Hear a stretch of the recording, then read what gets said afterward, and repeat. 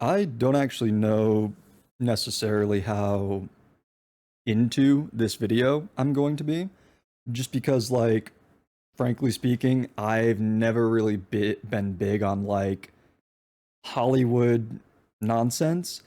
However, uh, I think there's maybe a bit of a difference between, like, not being interested in keeping up with the Kardashians versus a having an interest in seeing, like, the dumpster fire that some of these like big figures and A-listers are, like, behind the scenes, right?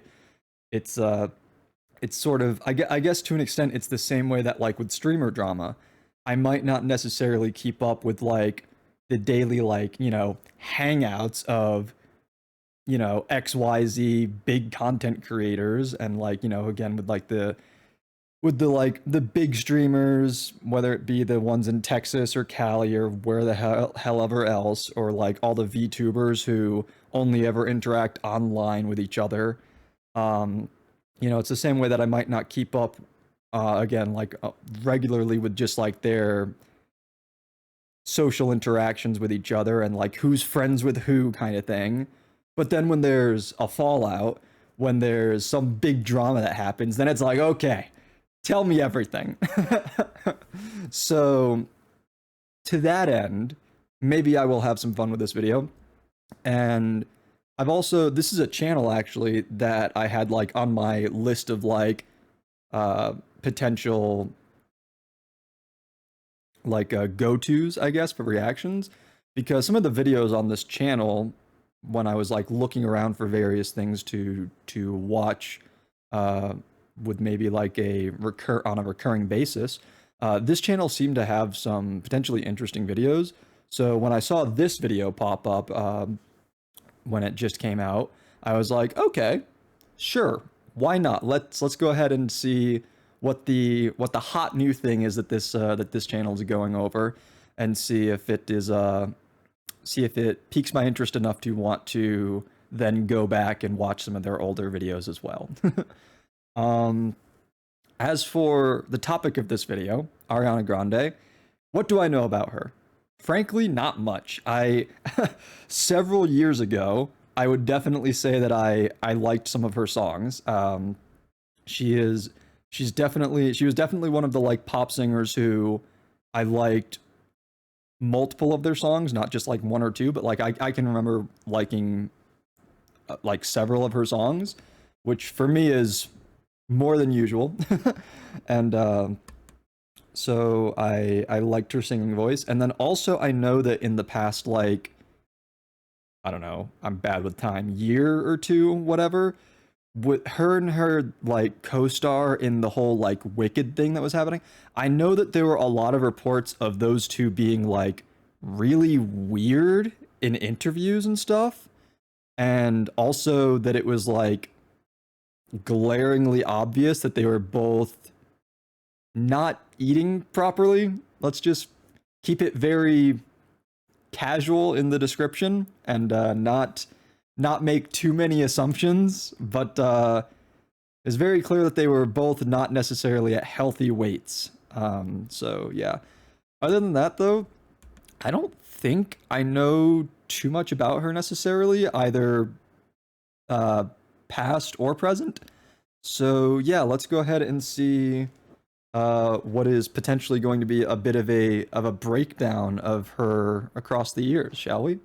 Every few years, Ariana Grande seems to have a new identity. How she looks, acts, and talks today is entirely different than the person she was just a few years ago. You are a Capricorn and like to follow the world of astrology, yes? I know people love that. People love that, and that's why people don't like my shows. When we get to our hotel rooms, do you have any weird habits? Come together and share stories and hang out. Not only did she lose a considerable amount of weight for a recent Disney movie, but she also wild disparity. Emotional during interviews. Yeah, this is what I was just saying, right? Co-star for protection, or bursting into tears when asked simple questions. In what ways the person sitting next to you changed you for good? Oh my gosh. What was that facial reaction from her?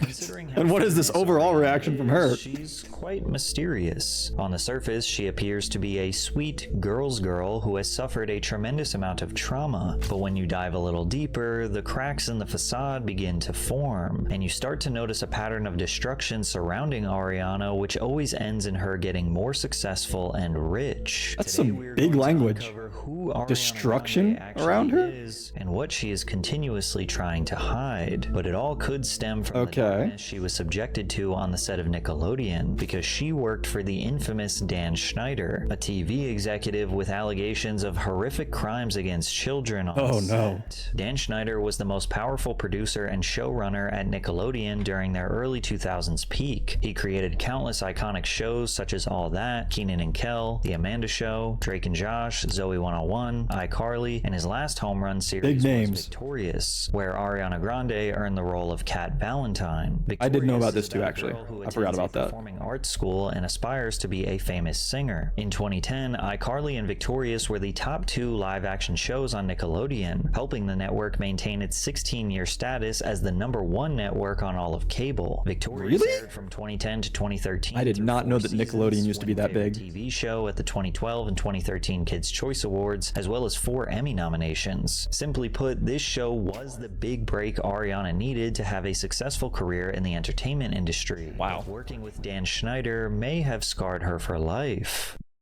Okay, so yeah, I did actually, as it was brought up, I did recall that I didn't know that she was one of the like child stars from Nick who then like went on to do like, you know, more performative not performative more performance-based things like singing. However, I never watched like Victorious or even iCarly or any of those things, so I watched I mostly watched cartoons on Nick when I was a youngin'. So and then also the Dan, I feel like I've only ever heard like very vague things about the Dan Schneider stuff. So if we're gonna dive into that, that'll also be interesting to hear more about. But also, yeah, I did not know that Nick used to be like that big. That's crazy to hear.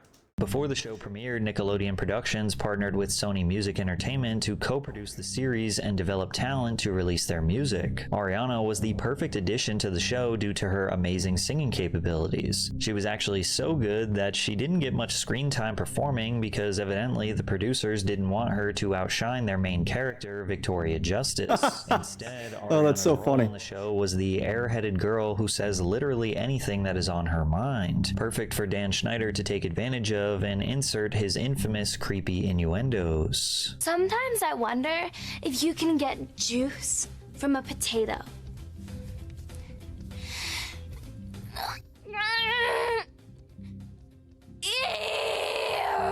Is it possible for a teenage girl to drink water upside down? I'm thirsty!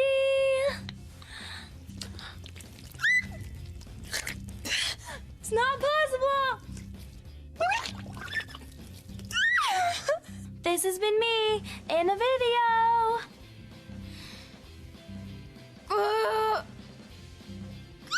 What am I looking at? Come on, give up the juice!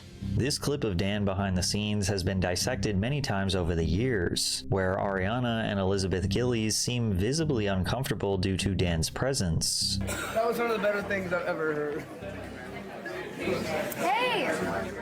Hi, what's going on here? Nothing. You didn't cut out that part. Why are you sitting on the floor of the set? Because we are!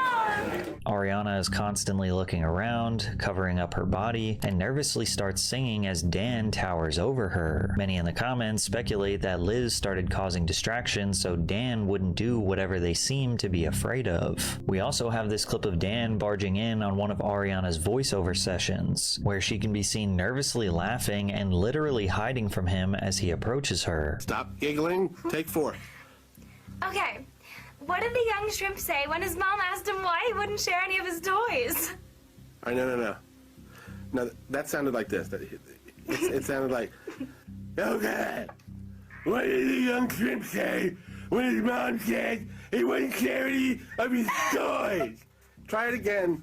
but more cat-like. But before we dive deeper, privacy online is becoming more important than ever. Every time you are browsing online, your device VPN is ad? transmitting information out into the open, and most of us don't think about it, but that information can be visible to third parties along the way. That's why I'm happy to tell you about today's sponsor, Private Internet Access, or PIA VPN. I personally use a haven't heard VPN about this whenever one, I'm on public but Wi-Fi, yeah, whether that's in a VPN hotel, ads are airport, or everywhere cafe. these days. Public Jesus. networks aren't always secure, and PIA creates an encrypted tunnel for my connection, which helps protect my data and keeps my browsing activity private. It also hides my IP address, adding another layer of privacy. PIA has a strict no logs policy, meaning they don't store your activity, and they're one of the most transparent VPN providers out there. Another benefit is unlocking more content to watch. Some websites and services are only available in certain locations. With servers in over 91 countries, PIA lets you connect to the region you need and watch whatever you like with just the click of a button. It works on Windows, Mac, Android, iOS, Linux, and more. With one subscription, you can connect unlimited devices at the same time, so your whole household is covered. Signing up is risk-free with their 30-day money-back guarantee and 83% 24/7 customer off. support. That's Go to crazy. piavpn.com/PatrickCC to get 83% off. That's only $2.03 a month plus 4 months free. In That's 2012, it had been nearly 2 decades of wow, Dan Schneider's reign.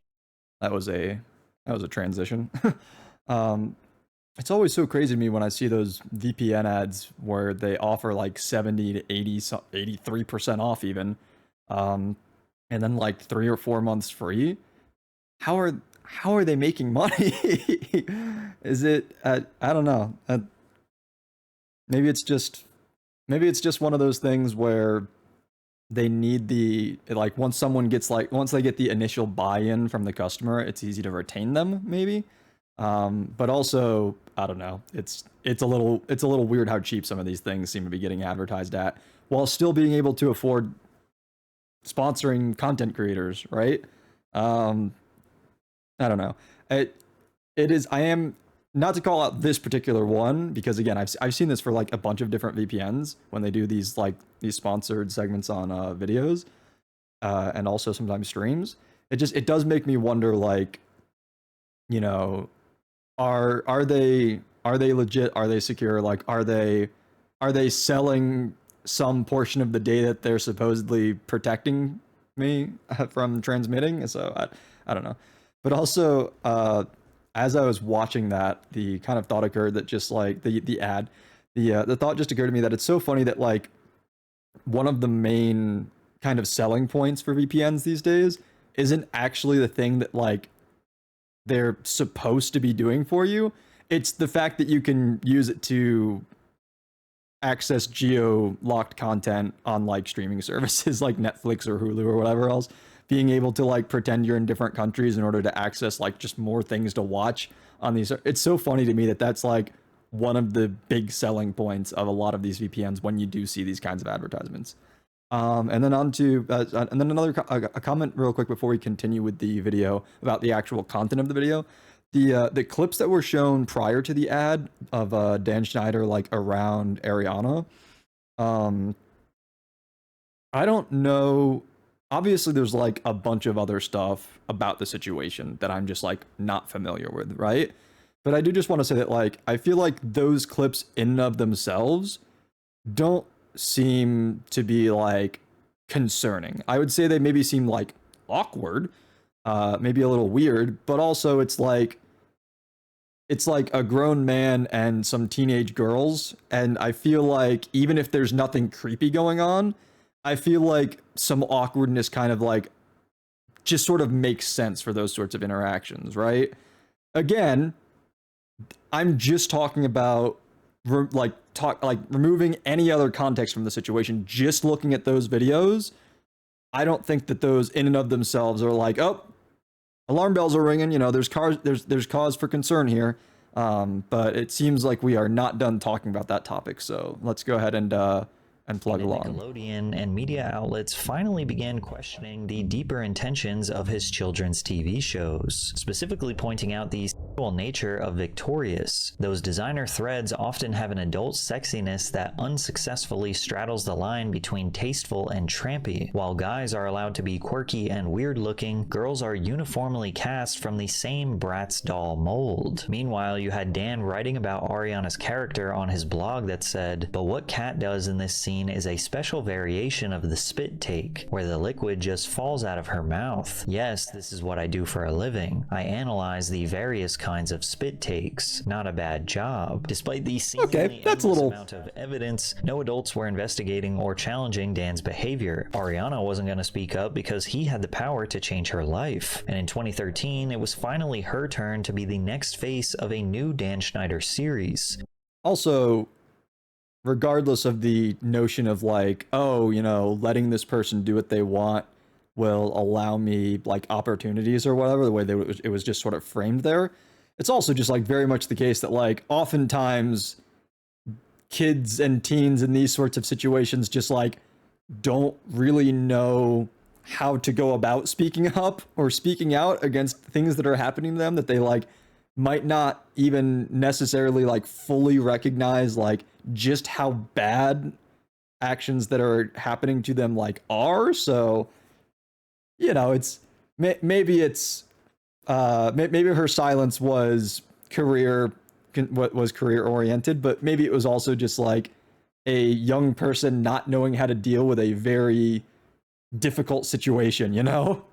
However, that show would get canceled after only one season. In 2013, iCarly was officially over and Victorious was scheduled to end a few months later. Schneider decided to kill two birds with one stone and make a dual spin-off for both shows. He took a fan favorite from iCarly in Sam Puckett and a fan favorite from Victorious in Kat Valentine and created a teen sitcom titled Sam and Kat. The premise of the show revolved around the unlikely friendship of Sam and Kat, who meet and become roommates in Los Angeles while starting their own babysitting business to make ends meet.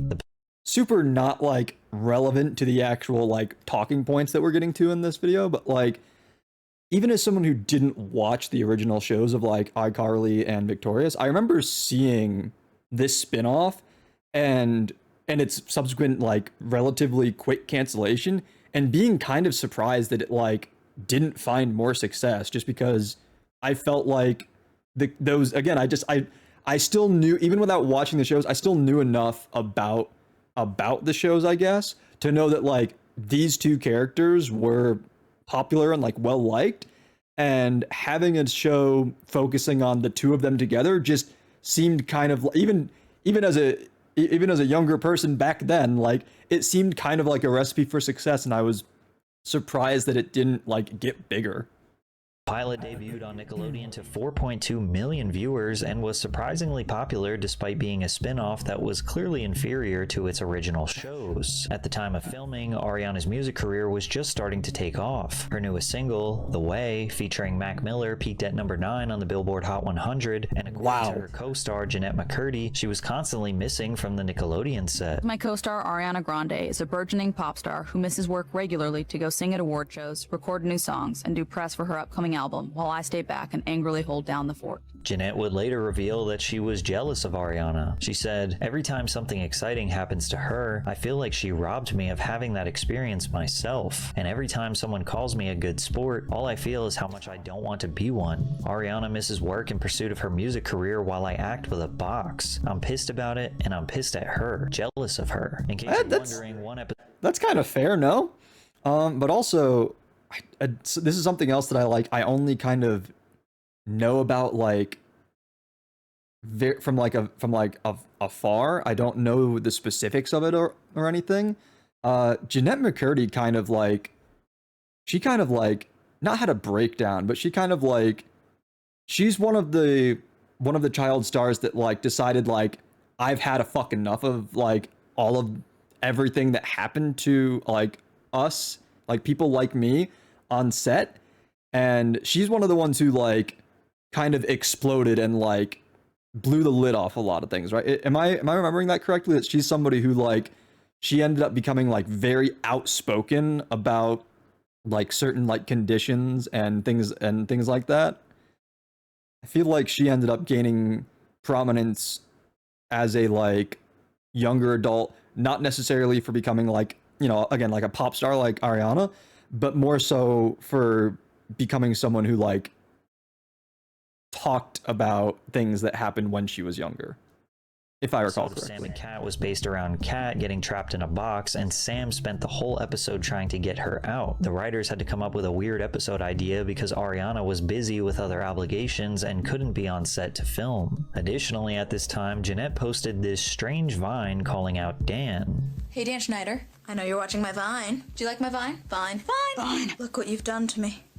Considering she would speak out against him 10 years later, we now know he was really making her crazy. The question is, did Ariana know about this? In Jeanette's 2022 memoir, Schneider was mentioned solely as the creator. She wrote that the creator took her out to dinner, where he encouraged her to try alcohol for the first time and gave her a shoulder massage. At what age? The creator is doing the thing that I've heard from my co-stars he does with every new star of a show that he's making. He takes you under his wing. You're his favorite. But did Dan do the same thing to Ariana? Was Ariana missing shoot days as a form of escape, doing everything she could to have a successful music career so she wouldn't need her job at Nickelodeon? Or was she getting special treatment? Maybe Ariana had a great relationship with Dan Schneider, because rumors started to circulate that Ariana was getting higher pay than Jeanette, and Ariana really felt like she had to respond to this. She said, "As far as the show goes, I don't know what's happening because I'm not directly involved with the problem, but I just wanted to address this one rumor in particular because I am not making more money than my co-star, nor do I think I should be," she told her 14.3 million Twitter followers. So we can all move on and get out of our heads that this was a money thing, because I don't play like that at all. I am, have always been, and always will be about equality and fairness. Okay, interesting. Now deleted vague tweet reading, "Love you, and don't want you being in the dark about work-related things like this. Thank you for caring and supporting through and through." Since the two lead stars were having somewhat of a public feud, rumors persisted that there would not be a second season of Sam and Cat, and that would become true. Not only was Jeanette fed up with and ready to escape the control of Dan Schneider, but Ariana had just released her first album, Yours Truly, which peaked at #1 on the Billboard Hot 200. Wow. She was about to release a handful of singles that would undoubtedly secure her a spot as a mainstream pop sensation. Simply put, Ariana did not need Nickelodeon anymore, and she posted a long farewell letter to Twitter. "I want to thank Nickelodeon for making a childhood dream of mine come true, for being a family to me, for being so accommodating and supportive of my multitasking with my music career. I want to thank Dan Schneider for allowing me to play such a special, beautiful character who I hid behind for so long." Nowhere in this extremely long tweet did she mention Jeanette McCurdy by name. Ariana spent most of this tweet describing her first identity crisis of her career. What I mean by that is, when I was younger, people loved Kat so much I used to pretend to be more like her. It took me a long time to be brave enough to separate myself and show people how different we actually are. And she capped off the statement with even more praise to the creator. "Thank you from the bottom of my heart to a true friend of mine, Dan Schneider. I will never take those memories or lessons learned for granted." I personally wonder if Ariana Grande would call Dan Schneider a true friend of hers in 2026. It seems like Jeanette McCurdy felt slighted by this whole situation and went on to make a satirical character based on Ariana named Gloriana in a web series titled What's Next for Sarah.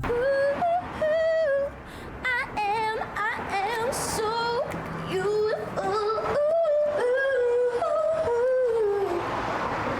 Holy dick balls. Sarah Bronson. I haven't seen you in like, I don't know, a week? Oh my god, I'm joining you. God, it has been such a long day. I've been to the facialist and the manicurist and the nutritionist. It's like, what even? Like, what is life like? I can't. The Ariana parody character was vegan, extremely full of herself, and had a total disregard for Jeanette. So, how have you been? What have you been up to now that your show's been canceled? That's a super bummer, right? Yeah, it sucks. I've just been. Anyway, I've been running around like a chicken with my head cut off, except not like a chicken because I'm That- vegan. I'll be. Oh, you're vegan? Oh my god, I didn't tell you. It's like the biggest change in my life. It's like the best thing that's ever happened to me. I am so happy. Like, I'm doing so well. I have never been better. Jeanette even added to the rumors that Ariana was a serial cheater. Perez Hilton tweeted about Jeanette. That's wild, and also does feel a little on the nose, right?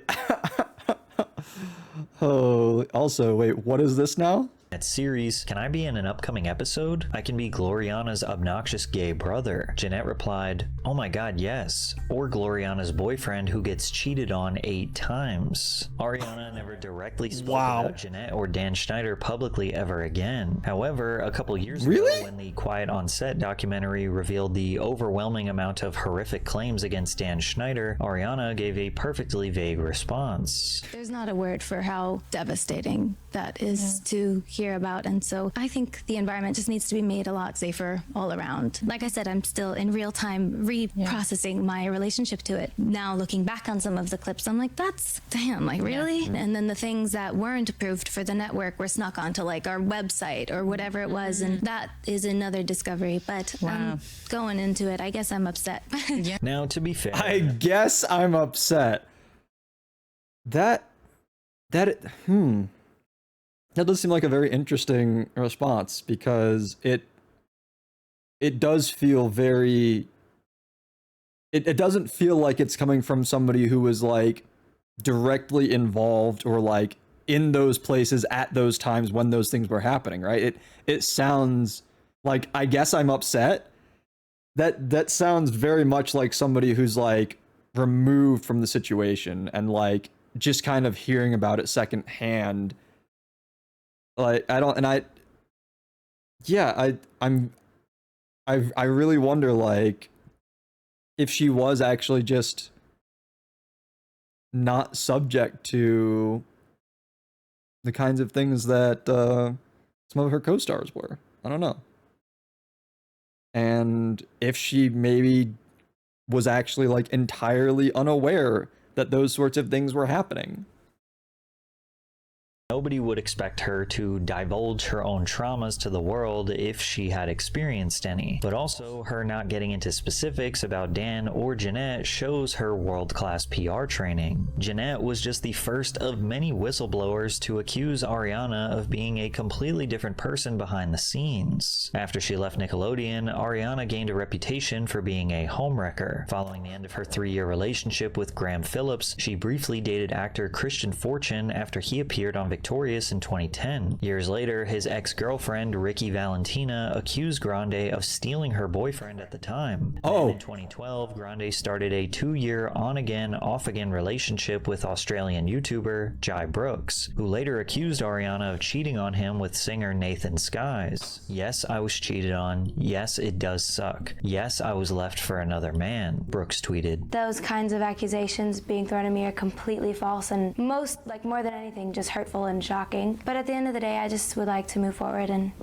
forget about it. In 2014, Ariana grew close to rapper Big Sean, which was interesting because Sean proposed to actress Naya Rivera just a few months earlier. In her memoir, Naya recalls entering Sean's home and finding a little girl sitting cross-legged on the couch listening to music. Rivera revealed it was someone whose name rhymes with Smariana Schmande. After the end of Sean's engagement in April of 2014, they were photographed together at the Grove movie theater in LA. The couple soon confirmed their relationship and were together for the next 8 months. And while relationship drama can be considered low-hanging fruit in the world of celebrity gossip, for Ariana, it's a core part of her girlfriend aesthetic persona.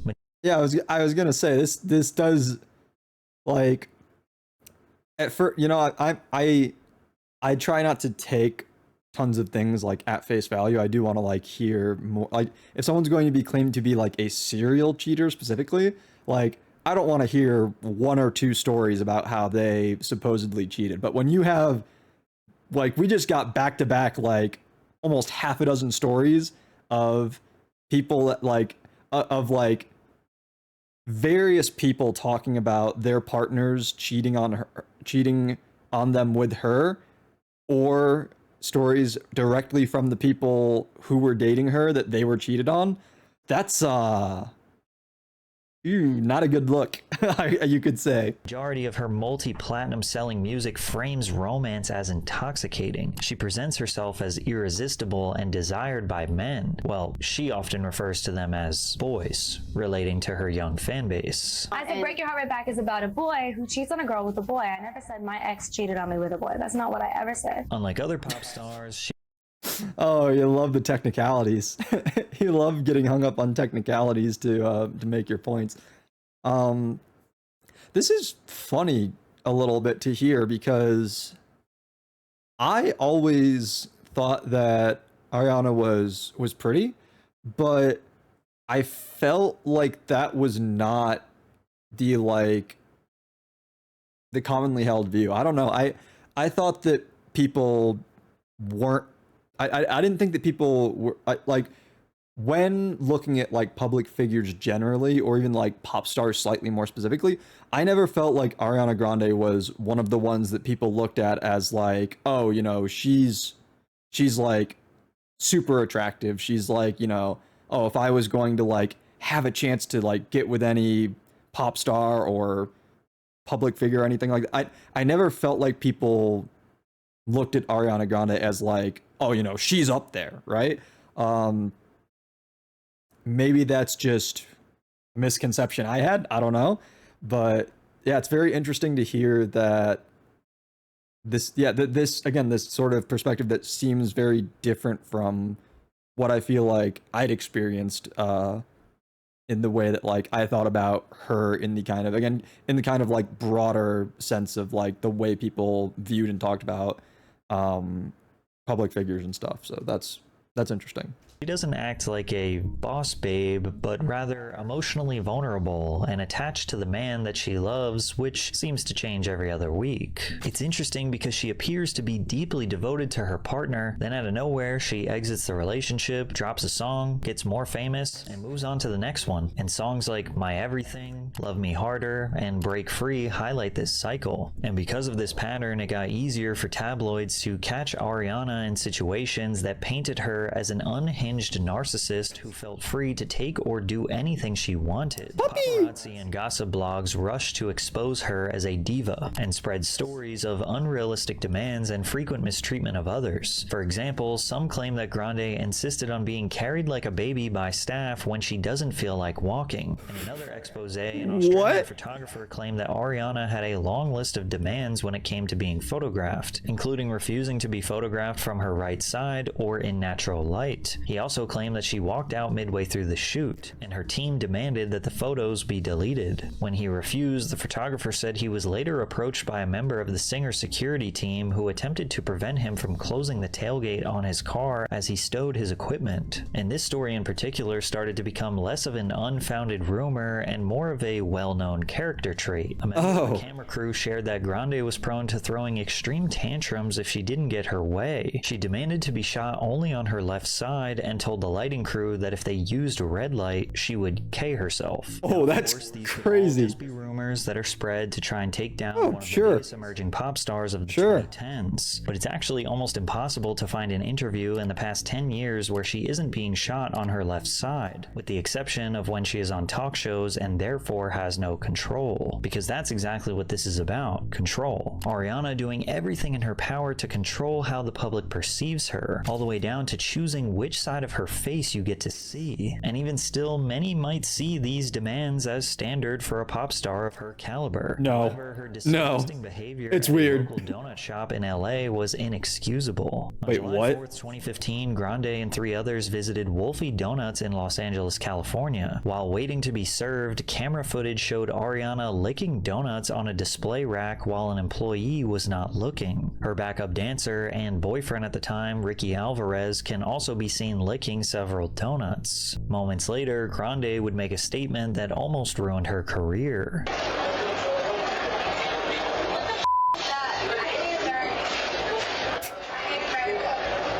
Now, before 2016, saying you hate America was actually a pretty controversial statement. Ariana did her best to save face, saying, "I am extremely proud to be an American, and I've always..." I like the way he spun that.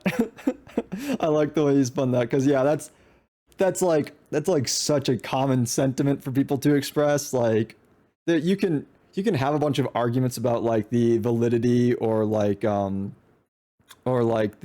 like significance and whatnot of and also like the intended meaning and the way that people interpret that sort of statement, and like there's a lot of depth and nuance that you could get into, but the fact of the matter is a lot of people do just kind of like be like, oh, I hate America, I hate this country, or things like that. these days, and it's been that way for a while now, I feel like. And I like the way that he framed that as like, prior to 2016, when, a certain significant event for this country may or may not have taken place. that may or may not have been when we had an election that may or may not have been incredibly consequential.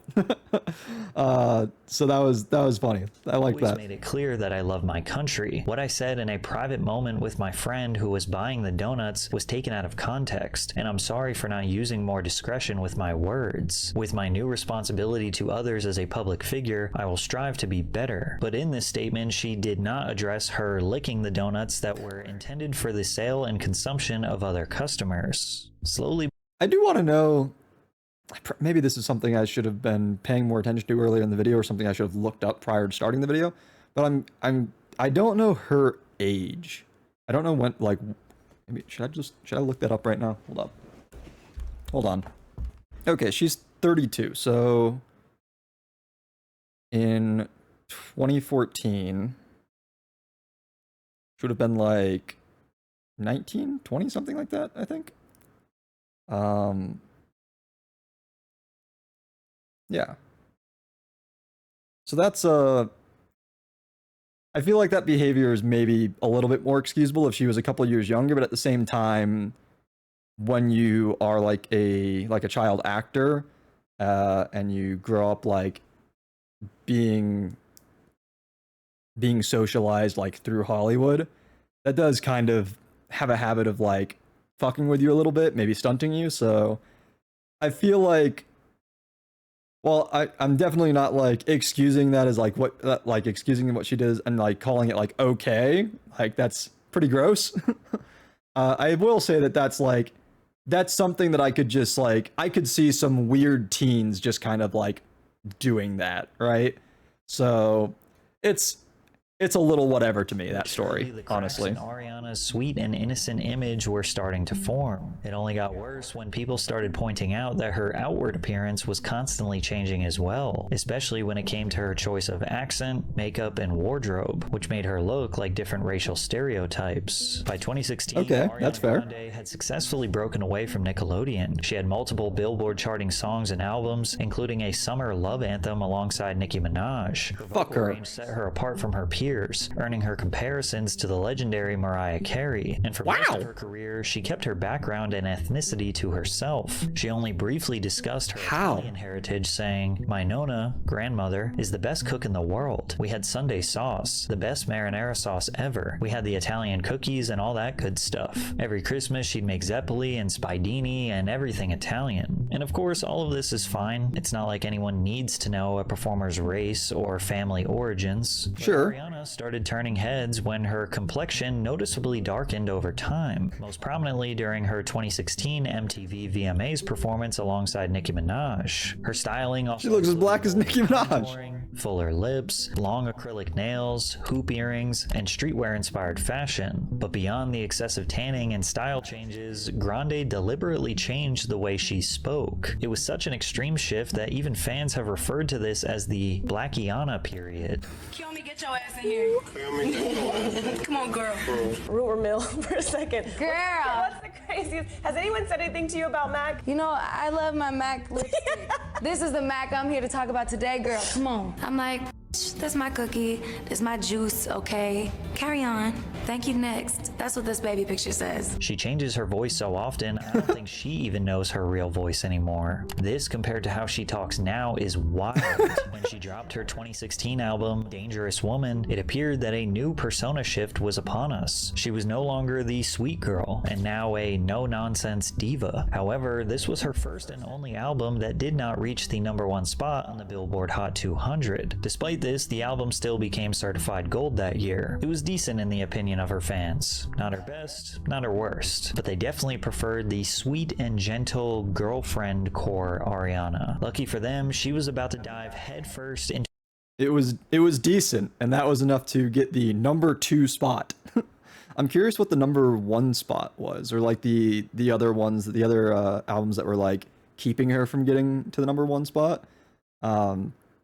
Because I know that I'm not a big Billboard chaser or anything like that, but I know that the there's some like very competitive stuff that happens with like releases sometimes, like to some, I'm not going to name names, but there are some big stars in particular that I know of who like to time releases and like schedule certain things and do things in a certain way specifically to keep their content higher than other people's content, to keep them like more in conversation and like gather more accolades for them and basically boost themselves while pushing other people down.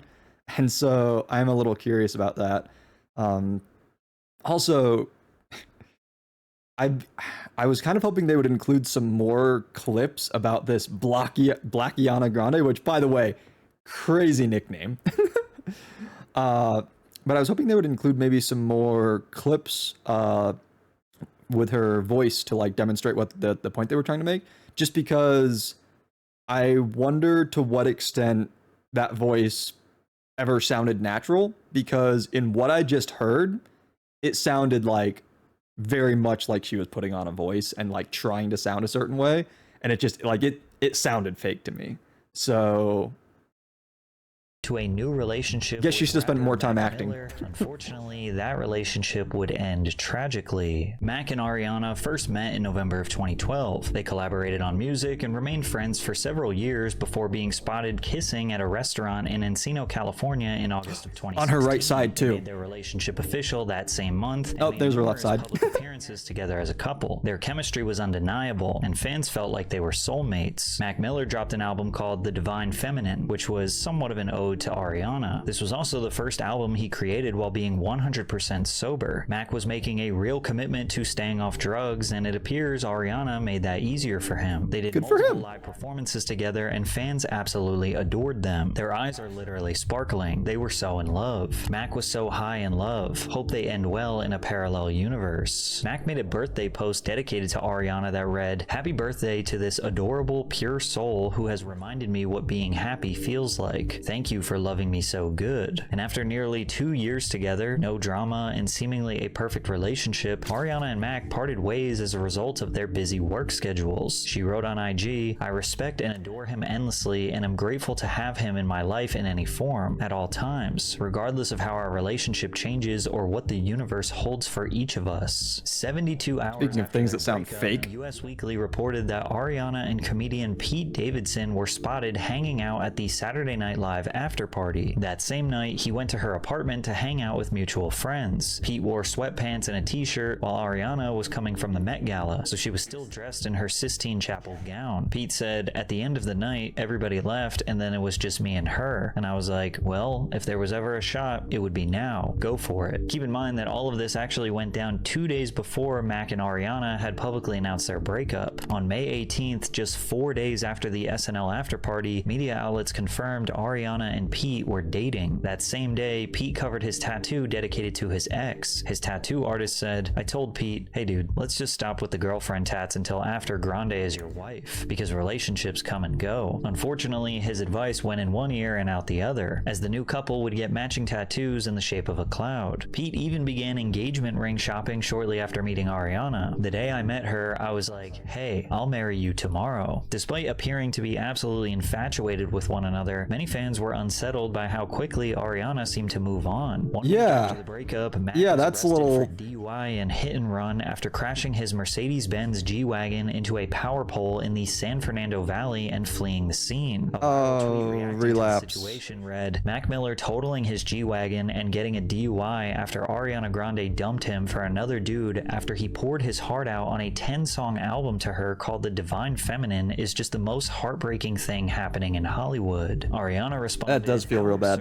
That you minimize female self-respect and self-worth by saying someone should stay in a toxic relationship because he wrote an entire album about them. It's interesting that she described this relationship as toxic. Yeah, so now it's a toxic relationship? Opposite. We would later learn that by toxic, she probably meant the toxic substances that Mac was putting into his body, because the reality is having a partner that is suffering from addiction is extremely unsustainable in the long run. Ariana said, "I'm not a babysitter or a mother, and no woman should feel that they need to be. I have cared for him and tried to support his sobriety and prayed for his balance for years, and always will, of course. But shaming and blaming a woman for a man's inability to keep his shit together is a very major problem." From there, Pete and Ariana posted nonstop on Instagram like two 15-year-olds on Tumblr, writing captions like, "I thought you..."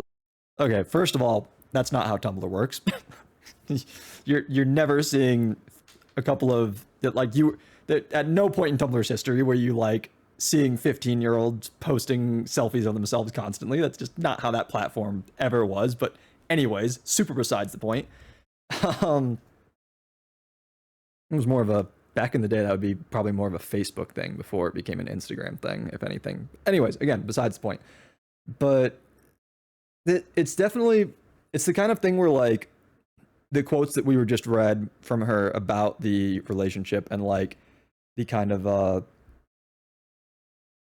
like the role that like her role in that relationship and like the role of women in relationships with men in general, the things that she was saying taken at face value out of context of her specific situation makes sense. That is absolutely true. Not even women towards men, just in general, talking about relationships, it is entirely the case, it is entirely true that someone should not be made to feel as though they are forced to stay in a relationship that they do not want to be in anymore for the sake of the well-being of the other person. Like, to be forced to stay with them in order to like take care of them, in order to try to like make sure that they are not, again, like taking harmful substances, that they are like only saying that they're going to be, that they like maybe are only taking if they're not with the person, or like a very, I think a somewhat well-known emotional abuse tactic is when you're with somebody and basically you say that like, if you leave me, I'll kill myself kind of deal. I feel like that is, it's somewhat well known these days that like that is not an okay thing to be hearing from a partner in a relationship. Like if someone is saying something along those lines to you, that is bad, and you need to find a way to get out of that relationship, because they are very much like trapping you with saying things like that. And so, and also just like to like even take those sorts of things and generalize them a bit further. Like, you are never responsible for somebody else's behavior, right? Like, if somebody is going to harm themselves in any way, shape, or form, whether it's drugs or cutting or like potentially killing themselves, like, that is on them. That is not necessarily something that like you need to be felt to be made, like, again, you need to be made to feel like you are responsible for like making sure this person like avoids that sort of thing. Like, that is in fact toxic, as she said. However, the weird thing, and again, that's something that I like to acknowledge in a lot of these sorts of videos that I'm watching and reacting to, it is possible that the way that this video I am watching is framing things intentionally makes it seem like she is being a little two-faced. But with the way that I was just presented things, it seems like this notion that it was a toxic relationship kind of just came out of nowhere. It feels more like she decided that she didn't want to be with this person anymore. And especially, and again, taking context into account, we've seen that she does just kind of, that Ariana does seem to just kind of like drop relationships for other people at times, and then just sort of jump into these other relationships. And so it seems to be the case that she decided, whether it was coming off the back of not necessarily enjoying her relationship as much with, what was his name, Mac Miller, anymore, or whether it was just that she liked the way that she was feeling with Pete more. Regardless, the fact of the matter is, it feels very much like she decided, done with this person, moving on to this person. When people are going to comment on it in a way that's negative towards her, she's going to spin it as, oh no, this is a toxic relationship, and how dare you say something negative about me when, you know, you don't know what you're talking about, or like, you know, you're perpetuating like harmful ideas about relationship dynamics and like that. You know what I mean? She's trying to twist the narrative is what it feels like. And so it is kind of hard to take what she's saying genuinely in this situation, regardless of the fact that it is like technically true what she's saying. You know what I mean? Does that all make sense?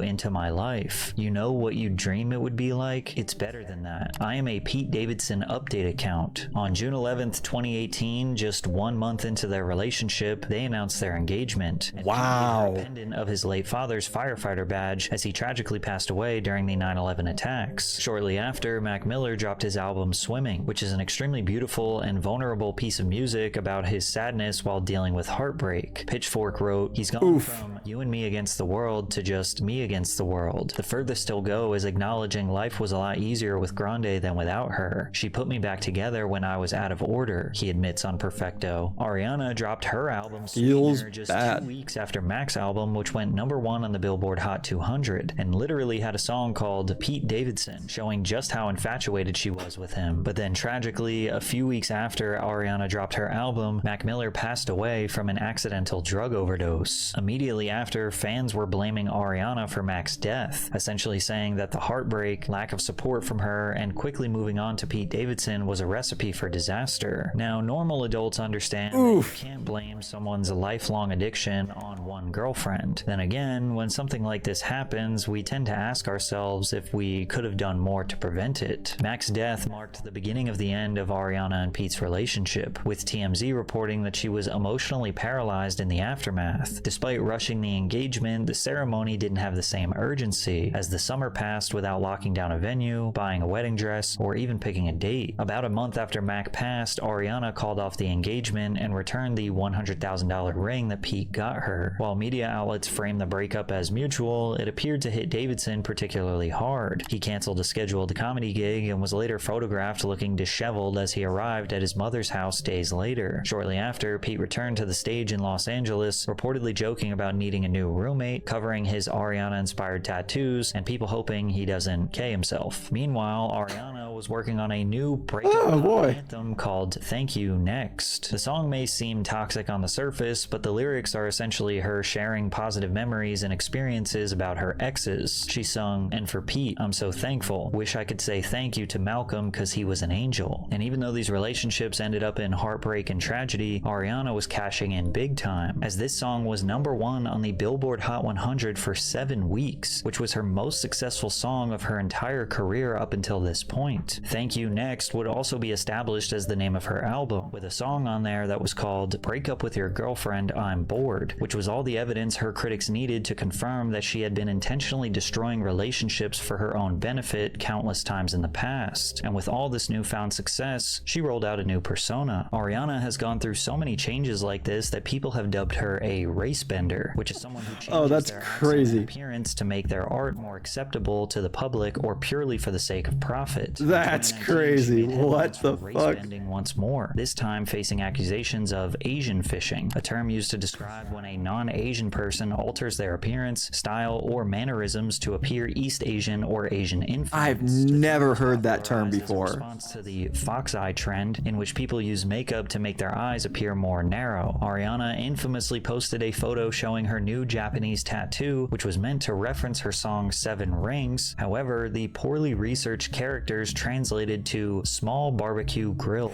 A now deleted photo shoot went viral where Ariana looked unrecognizable, appearing pale with straight brows and pink lipstick reminiscent of Korean beauty trends. That doesn't look like her at She all. was soft-launching a new prototype for her next personality, but decided against it after the image wouldn't sell. Her ability to turn on and off different personas was so apparent that you can literally hear her change her voice and demeanor mid-interview to appear more soft and sweet while talking about thank you next. Yeah, of course. Yeah.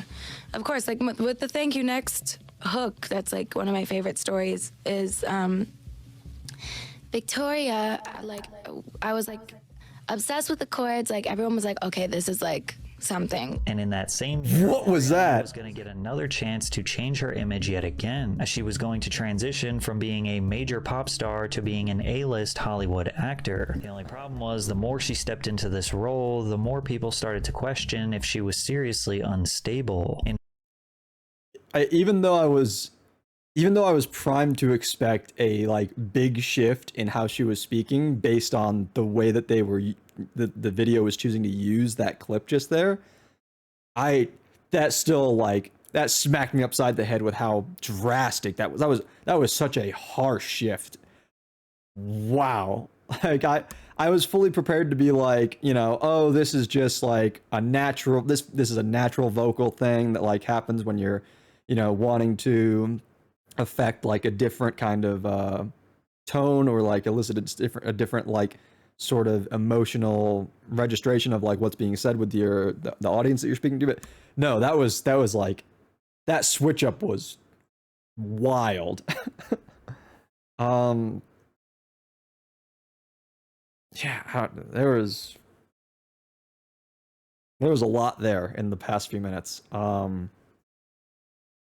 November of 2021, Variety reported that Cynthia Erivo and Ariana Grande had been cast as Elphaba and Glinda in Universal's big screen adaptation of the Tony Award-winning musical Wicked, and this was a dream come true for Ariana. She had kept in contact with writers and producers for a decade and spent 6 months getting ready for the auditions. She even made a tweet in 2011 that read, "Loved seeing Wicked again. Amazing production. Made me realize again how badly I want to play Glinda at some point in my life. Oh, wow. Dream role." Her preparation involved daily singing and acting lessons, all while she appeared as a judge on The Voice. She said, "I worked really hard with a vocal coach and an acting coach to get ready because Glinda's vocal track is very different than what I usually sing. It's very operatic and very classical, sort of coloratura, which is different from doing a falsetto and whistle tones. I don't know these words." In singing opera, and I started 2 months before my first audition. Ariana auditioned 5 times for the role of Glinda because director John M. Chu was initially hesitant to book her. At the time, the director's concerns were valid since Ariana had never headlined a high-budget film with millions of dollars at stake. But ultimately, director Chu began to change his mind. I was like, Ariana Grande is a big name. That's a giant thing to put on Wicked. But there was no question every time she came in that you just wanted to see more of that. Unfortunately for Ariana, it didn't seem like she had much time to celebrate. She was about to face another scandal where she would once again be accused of ruining relationships for her own benefit. Oh my God. The release of her long-awaited role in Wicked, People magazine reported Grande had separated from her husband, Dalton Gomez, after 2 years of marriage. Wait, when did this relationship even start? The announcement came as a Why didn't we shock talk to about fans this? who believed they were madly in love and seemingly inseparable. Gomez was a luxury real estate agent who began dating Ariana in January of 2020, and they announced their engagement 11 months later. So Ariana was taking this one slow. The couple were married at their home in Montecito, California. A source told People, "Dalton's entirely unfazed by the scope of her celebrity and is very grounding for her. He's young but mature and knows what he wants out of life." However, rumors of a potential split surfaced in August of 2022 after Ariana posted a TikTok without her wedding ring. Grande later clarified that the ring was being cleaned, insisting, "I'm not getting a divorce. Before you start, don't." Ariana then shared photos of herself and Gomez on Valentine's Day. Dalton responded to this post describing Ariana as his forever Valentine, while Ariana reshared it adding, "I love you." 3 months later, they celebrated their second second anniversary with another Instagram post. But after she was spotted without her wedding ring and wedding band at Wimbledon on July 16th, TMZ confirmed the couple was heading for divorce. But the end of yet another relationship wasn't necessarily what shocked fans. It was that less than 72 hours after the public had learned about the end of her marriage, people reported that Ariana was dating her Wicked co-star and Tony-nominated actor Ethan Slater, who also weirdly looks exactly like her brother Frankie Grande. If the quick rebound wasn't weird enough, Slater had recently been in the press introducing his first child with his wife, Lily J. Lily J told Page Six in an interview, "Ariana's the story, really. She's not a girl's girl. My family is just collateral damage." Even TMZ revealed Ariana used to hang out with both Ethan and Lily while they were still a happily married couple, and even liked his Instagram tribute to Lily on Mother's Day in May 2023, which painted the picture that she was secretly plotting on their demise as a couple. It also didn't help when both Ariana and Ethan filed for divorce before moving in together weeks later. In response, insiders clarified that both couples were technically separated before Grande and Slater started dating, and tried to paint it as star-crossed lovers meeting on set. I mean, looked at her as someone who broke up a marriage with a new child just because she was bored again. In her single Yes And, she addresses the criticism surrounding her relationship, singing, "Your business is yours and mine is mine. Why do you care so much about whose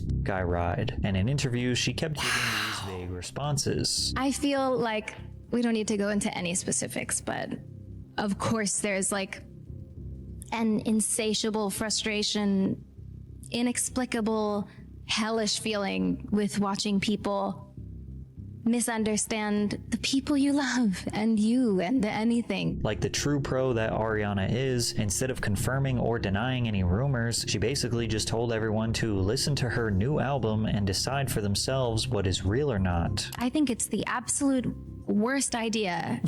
I'm so nervous. Well, because pieces of it touch on things that are real, and then pieces of it are also just like a part of the concept. Yeah, part of the concept. So what is that separation? And it's so scary to leave it up to these selective memory people to decipher. It's scary, but I digress. Too late. The vinyls have been printed. However, nobody suffered more than Slater's ex-wife, who wrote an essay for The Cut detailing the sudden shift in her marriage. She described how it felt to endure the humiliation during the promotion for Wicked, as it was a haunting reminder of the saddest days of my life. If you haven't noticed a pattern by now, Ariana seems to get into relationships, more often than not, with taken men, right around the time that she is promoting her newest project. The relationship drama makes headlines and keeps people talking, but even her fans couldn't defend her for being a homewrecker, so there was very little sympathy for her online. But that was about to change. By 2024, it's kind of had fully immersed herself into the character. It's kind of interesting because normally I feel like when it comes to these sorts of things, like obviously there's the adage of like any publicity is good publicity, right? So some people will definitely think that like, oh yeah, no, scandals are like good for your career. But I feel like normally though, you don't want to be enjoying scandals simultaneously with like trying to promote like a movie or an album or like things like, I feel like you kind of want to use scandals to like maybe keep yourself relevant when you're not also like producing or releasing something. You know what I mean? But maybe I just don't know business. Seems like it's been working for her. As Glinda, which meant, of course, another image and voice change. She looked incredibly frail during press interviews. Her pale skin and considerable amount of weight loss made her look like an entirely different person. Plus, she had dropped her previous accent she was putting on for years. She was like already pretty thin too, is the thing. Old English type of cadence. Because I really do think that there is, at the core, a good person who got lost along the way. I had the incredible honor of going to the Givenchy atelier. Oh, and then my therapist called, and then my gynecologist called, and I was like, oh my God, thank you. Can we celebrate over my next breast exam? Like, is everything okay? First of all, is everything good? And she was like, And I was like, wow. Now, some could argue this is just a version of method acting, but it goes deeper. Ariana and Cynthia developed a close friendship while working together on Wicked. Ariana said, "We talk a lot about this pact that we made to take care of each other and to be really honest with each other about anything that were to come up." She even went as far as reaching out to her co-star after receiving her contract. "I was like, hey, let's go through this thing, because if you need something, we need it together. I want us to have each other's backs. Like, your problems become my problems, and mine become yours." Cynthia felt similarly and has referred to Grande as a family member for life, adding that their voices blended in a way that they didn't initially expect. But when we sing together, it just works, and that she and her co-star have cultivated a friendship that allows us to have these real, deep, connective conversations. It's almost like Ariana understands how deeply the press becomes invested in her personal relationships. However, normally it's with her romantic relationships with men, and the way the two describe their friendship is akin to a deep romantic relationship. But it was about to take a strange turn, because during promotional interviews for the film, the two would get overly emotional. The interviewer would ask a simple question, and Cynthia would appear to be wounded out of nowhere, and Ariana was right there to offer emotional support. Watching Elphaba and seeing this character, you're not gonna tell me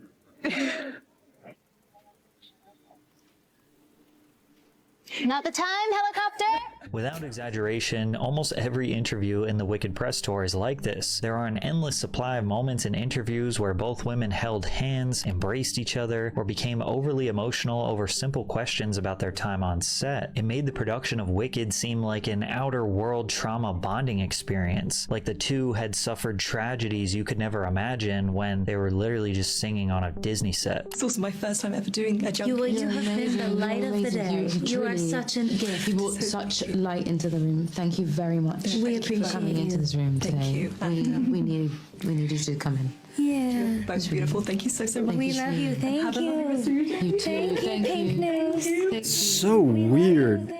Thank you so much. Over time, Just listening to that was so weird. Protective of Ariana. Someone could be running by in a crowded area, a drink could spill on the floor, or somebody would reach out to shake Ariana's hand. And sure, some of them were inconveniences, but Cynthia always rushed to Ariana as if she might have to be taken to the hospital. If the goal was to make Ariana look like the sweet, innocent girl who suffered inconceivable tragedy to her fans, it worked. Meanwhile, the rest of the public had gotten tired of Ariana Grande and the publicity over the years. All of it just felt like one big meme. Get this off my screen. They saw it as just another identity God, that was hideous. for Ariana to sell whatever she is working on. Then again, following her Golden Globes appearance, fans praised her more natural look, commenting that she was looking like herself again, then joking that the Glinda cosplay is over, and calling it the best she's looked in years. Then again, her dedication to this role was objectively great for her career. Wicked earned $758 million at the worldwide box office and was a certified smash hit, also securing 10 different award that movie nominations, was everywhere being talked about. Best Picture. Wicked for Good also generated $500 million at the box office, but didn't exactly win over the Academy. The movie wasn't that great. The two have amazing on-screen chemistry, but spent the most of the movie apart, the voter said. They also expressed being completely turned off by their promotional performances, describing it as forced, and claimed that Ariana and Cynthia sucked the air out of any red carpet they were on, and no one wanted to go through that again. It's hard to pretend Ariana Grande is just an innocent bystander in her own controversies. There is this cycle or pattern that she goes through that has clearly benefited her career thus Seems far. like it. Get into a new relationship with a man who may or may not be single, dive headfirst into love and desire, write a bunch of love music, make a ton of money, start looking at other men on the market, which leads to the downfall of the current relationship, write some good heartbreak music, make a ton of money again, then break up and start the process all over again with a new boy. Multiple times we've seen her exit a long-term relationship, then start a new one in less than a week, which is not normal behavior. And when you literally release a song called Break Up With Your Girlfriend, I'm Bored, it's no longer a coincidence. This is calculated branding. But the truth is, Ariana is not some anomaly. Hollywood has always profited off women's relationships and scandals. The difference is, Ariana doesn't wait to be exploited by tabloids. She controls her own story and profits off of it before anyone else can. And then she puts on this sweet, soft-spoken, and kind image to the public to shield her fan base from seeing this cycle for what it really is. It's her job, and her fans are genuinely clouded by the smoke and mirrors. So no, she's not necessarily a villain, she's just an expert strategist. In an industry that chews people up and spits them out, Ariana Grande didn't get eaten, she just learned how to play the game better than anyone else. However, not all stars are able to control their narrative like Ariana, like Katy Perry, who thought she had the entire world fooled, but the cracks in her facade ended up destroying her career. But check out this video if you want to hear more about that.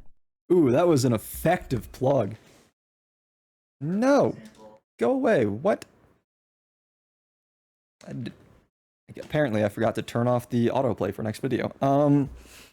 That was a very effective plug for his other video that he made, which I may end up checking out. That was a pretty decent video, I think. What do I come away from that video thinking and feeling? I think that there is definitely something emotionally and or mentally probably wrong with Ariana Grande.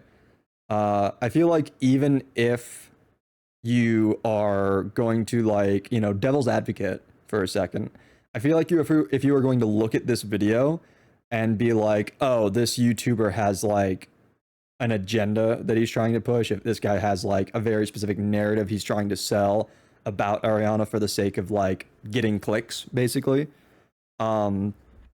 Even still, I feel like unless there were just like numerous outright lies in that video, I feel like you don't necessarily have to like listen to his specific arguments or like conclusions that he drew to look at the pattern that was laid out and agree with, at the very least, the one point that he made towards the end, which is like, this is not normal behavior to like consistently get involved in what seemed to be like very high intensity relationships from what we were shown, have them fizzle out seemingly suddenly out of nowhere, and for her to then just immediately jump into like that, regardless of the songs, regardless of the profiting, regardless of the kind of the notoriety that was gained to like continue building her name and her brand and all these regardless of any of that, just looking at like the relationships themselves and the pattern of the like being in and out of, and the way that she gets in and out of relationships, that in and of itself, just looking at it that on its own, that is in fact not healthy behavior. It's not, just flat out. And so I'm curious to what extent, like, because there is an argument. So looking at it from the like monetary perspective, the way that she's like, you know, puts out new songs talking about her like various relationship experiences and like profits off them and stuff, like looking at it from that perspective, like, sure, this is very much like a way for her to, again, just kind of build herself up and like profit off these things. And to that end, you could be like, oh, she, you know, regardless of the like morality or ethics of what she's doing, it is clever, you could say.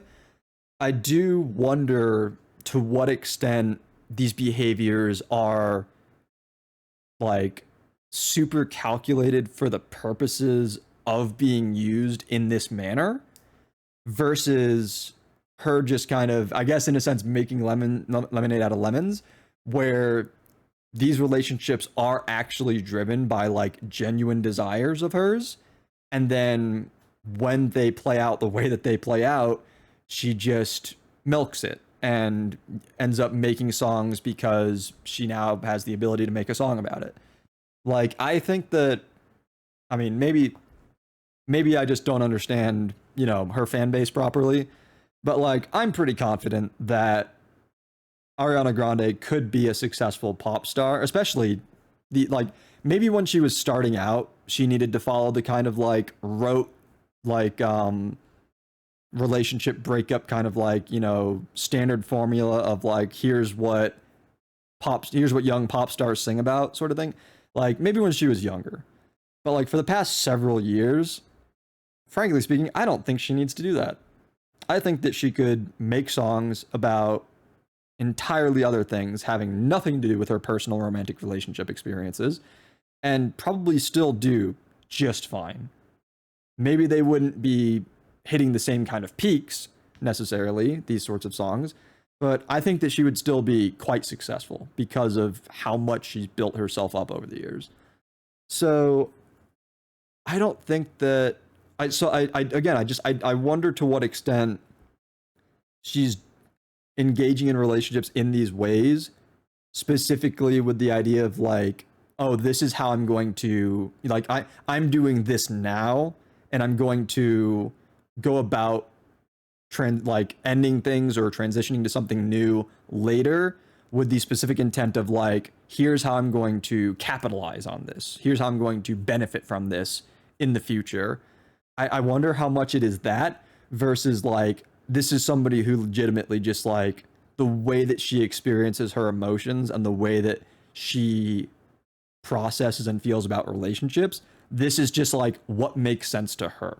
It's not normal. Again, I do very much agree that like this is not normal behavior. This is not how a normal person goes about engaging with relationships. But it might be what feels, it might legitimately be what feels like natural and right to her, even if it does kind of like raise eyebrows and like spark controversy and things like that. And I'm curious, those two things versus each other. I'm curious what is the truth. I'm curious what is the reality of the situation. I'm curious to what extent this is just Ariana being Ariana for the sake of just being herself and being Ariana, versus this is Ariana like being herself in a way that will again benefit her and lead to profit and fame, and yeah, I guess continued and enhanced fame and fortune. So yeah, that was a bit interesting. I do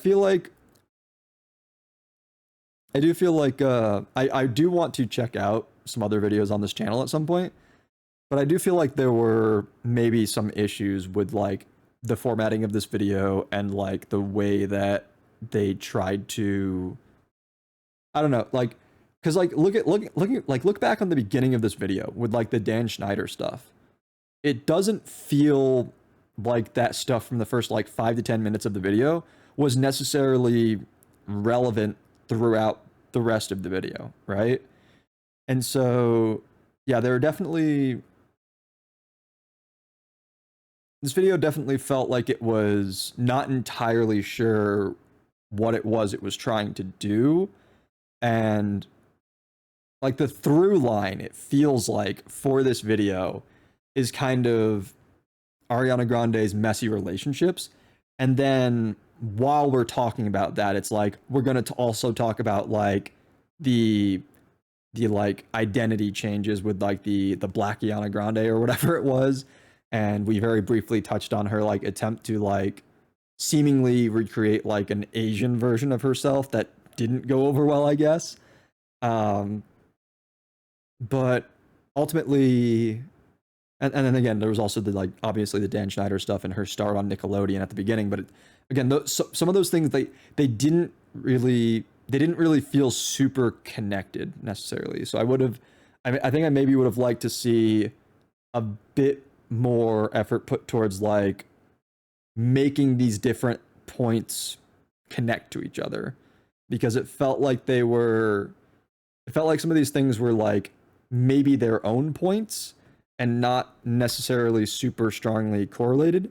And I feel like you can do something like that. I feel like you can have a video that's more so just like an overview of kind of the fame and success and like the kind of the superstardom life of Ariana Grande in a way that feels more like an overview and less whereas this video, it felt like it was trying to like make a point. It felt like it was trying to be more pointed and like targeted in what it was trying to say.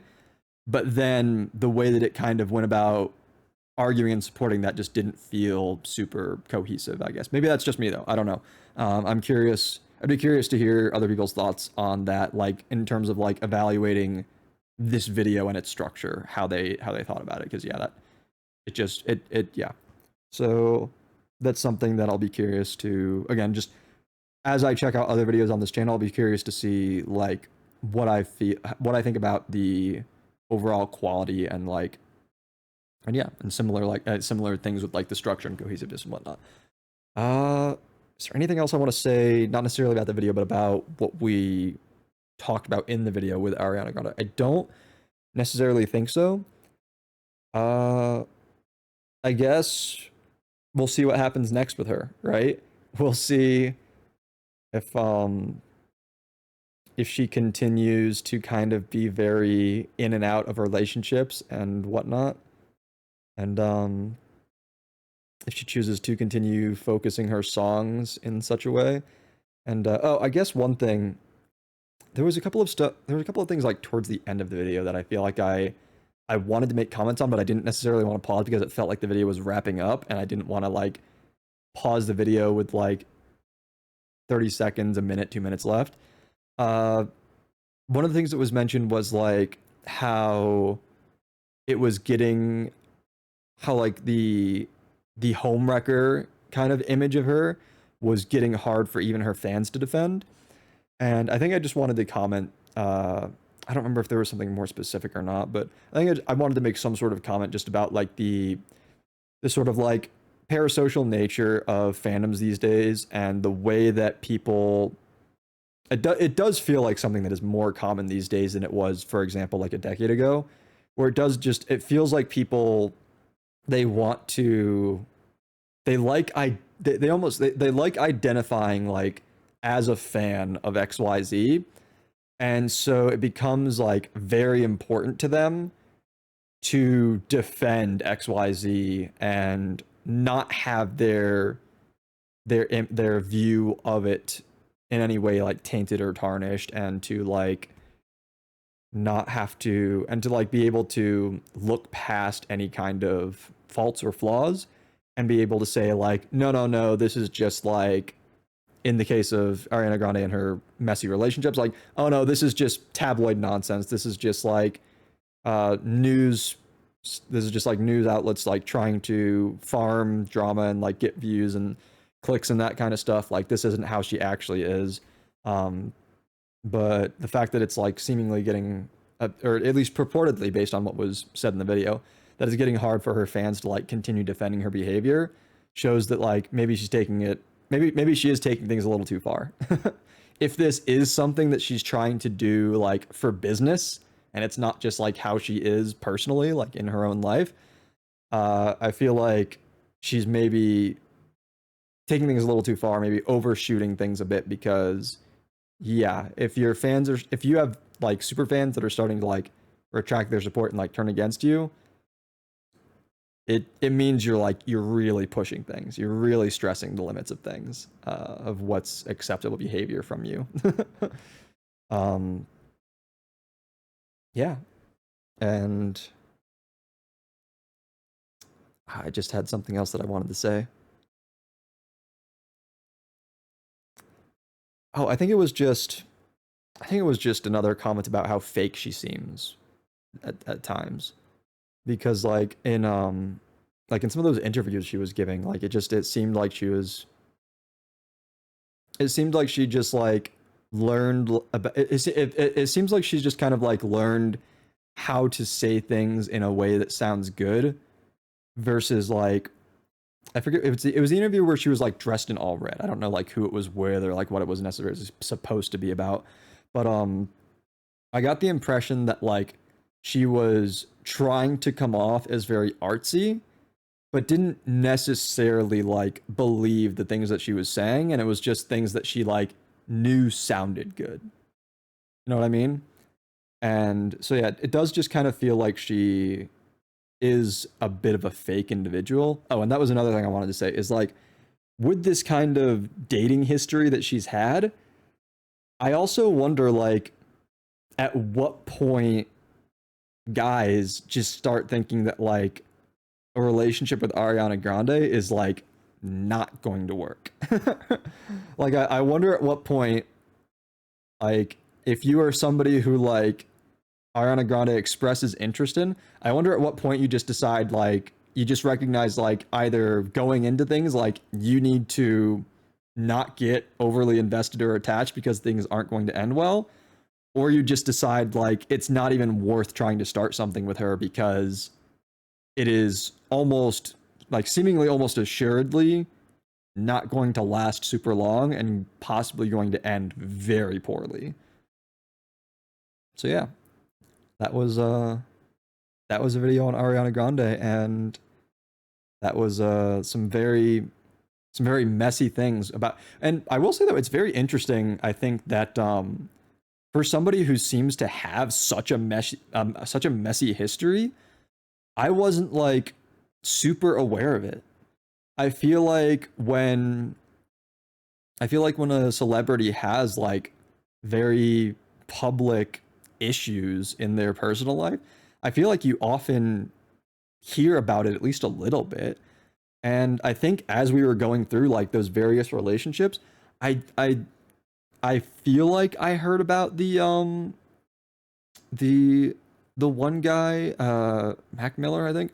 I feel like I heard about his overdose and the way that like people were connecting his relationship with Ariana to his overdose. I feel like I heard about that, but all of this other stuff, I don't think I was like familiar with at all. And again, I'm not somebody who like keeps up with celebrities or like tries to be on top of this sort of thing, but I still feel like when someone seems to be like almost like a dumpster fire with like how frequently they have like scandals or controversies, I feel like when somebody is like consistently in the news and like having headlines about them, you end up hearing about it unless you're like completely under a rock. So it surprises me that I didn't have any sort of like negative opinion of her going into this video, I guess, if that makes sense. But yeah, I think with that, I think that's probably all I feel like I care or need to say for this. So hopefully you enjoyed. If you watched all the way to the end, that's crazy. Thank you. Hope you liked it. Remember to like, comment, and subscribe. Check out other stuff on the channel if you'd like. And until I see you in the next one, take care. Bye.